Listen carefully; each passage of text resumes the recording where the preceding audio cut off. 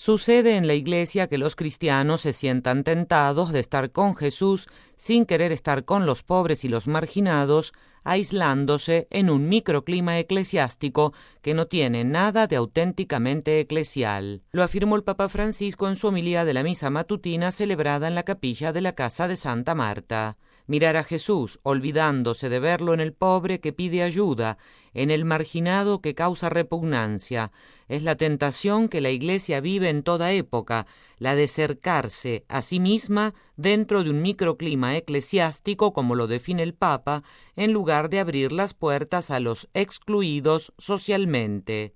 La homilía de Francisco forma parte de una de las páginas más intensas del Evangelio, en que el protagonista es el ciego de Jericó, del que el Papa observó que representa la primera clase de personas que puebla el relato del evangelista Lucas.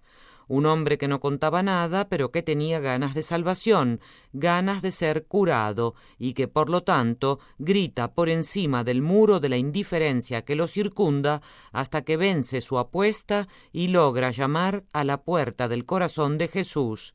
A este hombre se opone el círculo de los discípulos que pretenden acallarlo para evitar que moleste y haciendo así, afirmó el Papa, alejan al Señor de una periferia. Questa periferia non poteva arrivare il Signore perché questo circolo, ma con tanta buona volontà, ma chiudeva la porta. Esta periferia no podía llegar al Señor porque este círculo, pero con tanta buena voluntad, cerraba la puerta. Y esto sucede con frecuencia entre nosotros los creyentes. Cuando hemos encontrado al Señor, sin que nosotros nos demos cuenta, se crea este microclima eclesiástico. No solo los sacerdotes, los obispos, también los fieles. Pero nosotros somos aquellos que están con el Señor. Y de tanto mirar al Señor, no vemos las necesidades del Señor. No miramos al Señor que tiene hambre, que tiene sed, que está en prisión, que está en el hospital, aquel Señor en el marginado, y este clima hace tanto mal. Questo clima fa tanto male. El Papa describió a sí mismo al grupito que se siente elegido. Ahora somos elegidos, estamos con el Señor, dijo, y añadió que quieren conservar este pequeño mundo, alejando a quien molestara al Señor, incluso a los niños. Habían olvidado, habían abandonado, notó Francisco, su primer amor. Cuando nella Chiesa i fedeli, i ministri divengono un gruppo così, non eclesiale, ma eclesiastico. Cuando en la Iglesia los fieles, los ministros, se vuelven un grupo así, no eclesial, sino eclesiástico, de privilegio de cercanía al Señor, tienen la tentación de olvidar al primer amor, ese amor tan bello que todos nosotros hemos tenido cuando el Señor nos ha llamado, nos ha salvado, nos ha dicho, pero te quiero tanto.